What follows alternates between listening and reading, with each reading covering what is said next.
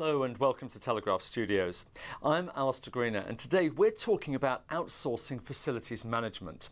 And joining me is Guy Holden, who's an expert in facility management.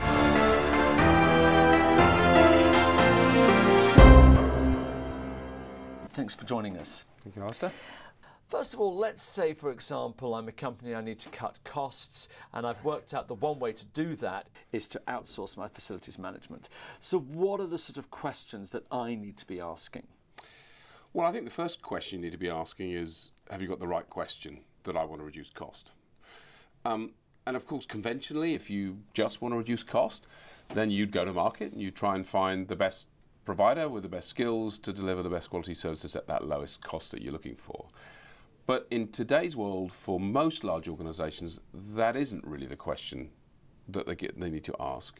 Their businesses are going through such significant change, and facilities management or facilities are such an important part of their business that you really need to understand, so what does facilities do for our business, and what do we really want from a partner to help support us to make our business as successful as possible?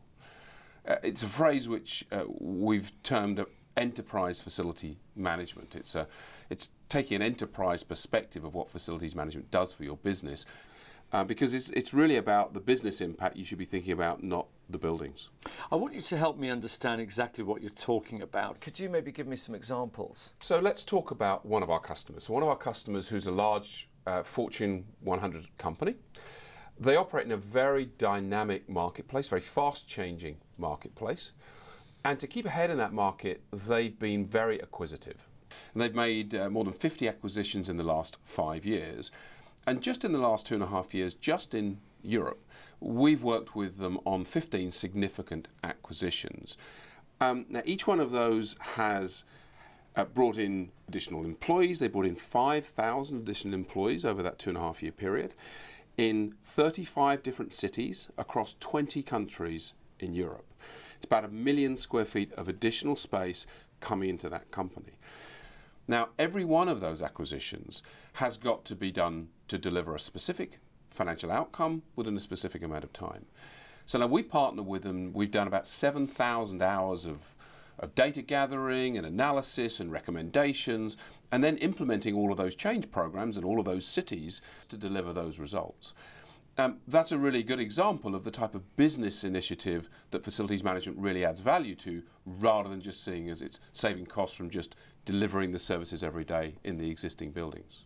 Okay, I want to go back to the whole question of the outsourcing process. So let's say I've decided, yes, I'm going to go for this, I'm going to outsource, but I need to choose the right partner. What sort of questions should I be asking that partner to make sure that they're right for me? What you're testing here is two things, I believe. You're testing capability and you're testing cultural compatibility.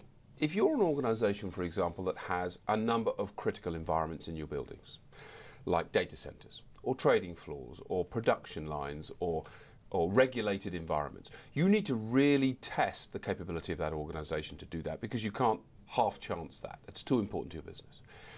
The other thing you need to talk about to test is cultural compatibility. So these outsourcing relationships are long-term, multi-year relationships. Many of our customer relationships are 25 years. So during that period, the two organisations, for it to be successful, have to really work together through often very dynamic change. And you really need to make sure that your partner is there for the journey for you. And so testing for that cultural compatibility in the selection process is really important. That all sounds great, very nice, but slightly ethereal, if I might say so. So what I'd like to know is, if I come to you, what are you going to do to deliver these wonderful things you've been talking about? I think it starts at the selection process, where we're going to want to test you. Do you know why you're doing this? Tell us about your business. Why are you outsourcing facilities management? We want to understand what those business needs are, what's going on in your environment, what role facilities play in supporting your business, and the journey you're going on for the next few years that this partnership is going to live through. By understanding that, we then will be able to bring the right solutions not only for the contracted services, but also all of the change management and wider capabilities that you're going to need to make this partnership a real success. When you're into the relationship after the selection process, we believe, and what you'd get from us, is discipline to run those strategic projects with the same management rigor and attention that all the rest of the day job gets.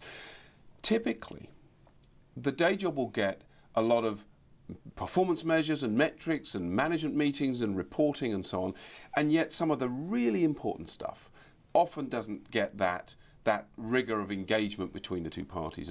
And we would certainly bring that, because we know that what typically defines the success of the partnership is how we deal with those really big rocks, not just running the day job. Well, it's been a fascinating insight into facilities management. Guy Holden, thank you very much. Thank you.